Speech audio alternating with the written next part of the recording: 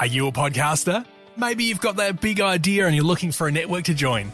The multi-award-winning Ozcast Network can get your content to eyes and ears all over the world.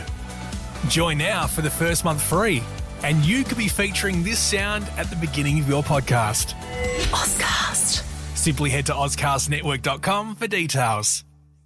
The information contained within this podcast does not consider your personal circumstances and is of a general nature only. You should not act on it without first obtaining professional financial advice specific to your circumstances.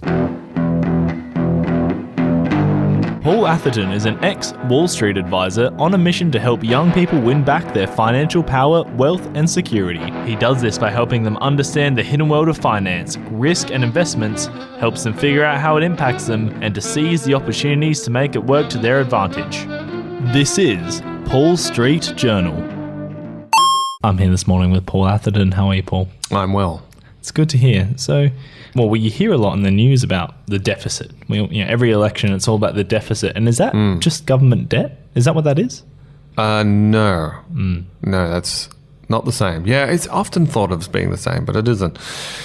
So, let's go. Yeah, and deficits you hear. So that's a little bit tricky because there are multiple forms of deficits. And there are multiple forms of debt and all of them seem to get very confused and we tend to all worry about the wrong ones. So let's tackle deficits first. So I think of two main deficits, and these get exchanged and confused considerably and all the time.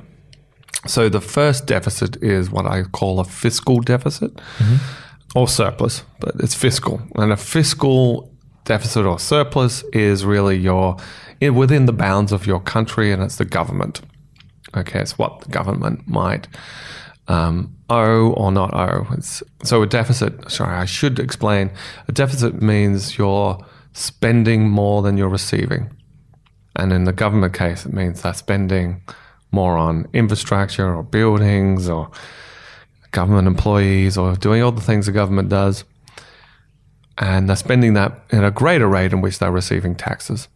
Okay? So that would put them in a deficit. So conversely, what would put you in a surplus?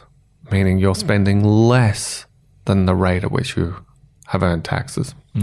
Now, you'll hear, and we've heard this a few times in the media, particularly in Australia, that the government wants to go into a fiscal surplus. They don't say fiscal surplus, but that's what they mean. They want to put the government into surplus because that's good bookkeeping. And if you think about what that means the government is taxing its citizens at a rate at which is greater than which it's spending. And that is not a good thing. And how could it be? So I do not want a fiscal surplus. That means I'm being taxed too much or they're not spending enough. Now, you could argue they're not spending on the right things, but that is a separate argument. It's just about which direction is it flowing. And there's no circumstances. And what most economists would argue is that if you are in a surplus, a government surplus, actually you've sucked out of demand out of the economy. Why? Because, Tim, I've taxed you more than I should, and I haven't re-entered it into the economy, and you've therefore money and economic value has been taken out. An opportunity for economic value has been taken out of the system. So anytime you hear a surplus as being a good thing, it's pretty much a scam. They're doing it to make it sound like they're good. That's one thing. The other thing, what they do is they tend to release taxes and lower taxes and go on a bit of a spending binge right before an election. And I think we're having that little issue at the moment because the Australian government looks like it might be hitting a surplus. And if it's going to do that, it'll just release a ton of taxes. What would they do with it? Spending. They just spend it. Yeah, they just got extra capacity to spend because they've overtaxed relative to the amount they've been spending. And that's because their budgets are they're projectionary, so it's based on money that they haven't received yet. Or? Well, no, it'll be actual. Okay, sure. But it's actual. But it just means... Oh, sorry, no, I mean is like that we might not have looked at as if we were getting a surplus at the start of this budget. Yeah, you don't know. Yeah. That's sort of all of these things are an aspiration. Now, it doesn't mean I like a fiscal deficit so much, so don't get me wrong. I don't want the government to go overspending. So I tend to like a small, moderate fiscal deficit. I don't want a surplus. I don't want a massive deficit. So it's kind of like a Goldilocks. So that's something. Okay, so that's one deficit. That's fiscal. But that is completely different than our balance of payments. The balance of payments will go into a surplus or a deficit. And the balance of payments is essentially the way we interact with the rest of the global economy, because we're not an isolated entity. We do interact with the global economy. And how do you go into a current accounts trading deficit, or effectively a current account deficit like we are in Australia? Well, in general, you go into a current account deficit if you spend more than you receive via your exports. Okay? Now, there's a bit more to it than that, but I won't go into those details just yet. But I think you can roughly assume the trading account is equal to the current account, and that is therefore equal to spending more than you're receiving. Actually, in Australia, it's just to let you know, we've got a very peculiar situation where we go into a trading surplus, but a current account deficit. And a current account includes trading account plus some interest. And guess where the interest is paid? So how much our banks have loaned from wholesalers. Mostly, not completely. And we are a surplus in the trading account, but a current account deficit overall. Point is that a good thing or a bad thing? Do you want to be in a current account deficit? And the answer to that is depends.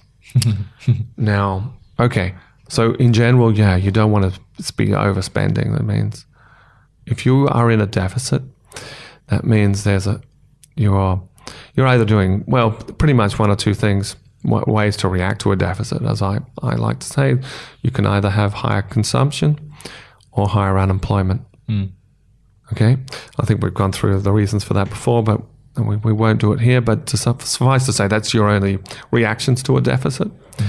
Higher unemployment or higher consumption, and the consumption's usually built upon high debt.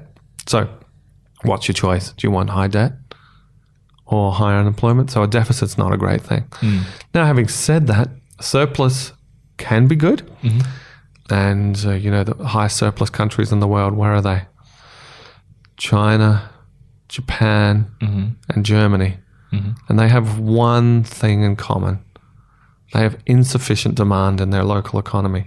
So what they're doing with their surplus is they're relying on other countries to soak up their excess capacity. So they're not generating the demand internally with their own country. So a surplus is not necessarily a good thing. And that's a sign of a very fragile economy, I think. A surplus is not a good thing. In on itself, a consistent trade surplus could very well be a sign of a very unbalanced economy. And in all of those cases, that is the case, particularly with China.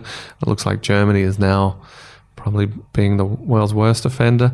And by the way, if you're a surplus economy, you're a negative on the global economy. So people will look at China as an example and say, wow, look at China's big part of the global economy. It's so important. But actually, it's a negative on the global economy because it's sucking demand out. Because that's what it's requiring. It's requiring on the rest of the world to soak up that demand by the surpluses. And so their contributions to other countries are more like demanding rather than actually. So they're under demanding for the size of their economy. Yes. Sorry, what I mean is that their contributions to like the global economy, let's say, are more parasitic. I think that might be a bit harsh. They require to maintain their level of employment, their rate of growth. They require, by definition, because that's what a surplus is requires other countries, mostly the United States, to compensate for the lack of demand in their own internal economy. And I'm not suggesting that China is not growing. It is. And I'm not suggesting that their consumer base is not growing rapidly. But it is not growing rapidly enough compared to the size of its economy, nor the rate of growth of its GDP. In other words, it's in a precarious position. So one of the retorts you often hear is that as soon as I hear that an economist tells me that China is in a commanding position for a trade war with the United States, I know they do not understand balance of payments, because a surplus country is incredibly at risk for a trade war, because by definition, a surplus requires another country to take that external demand. As I think I've mentioned before, Tim, what's the world's greatest commodity? Well, the most precious commodity which is demand. demand.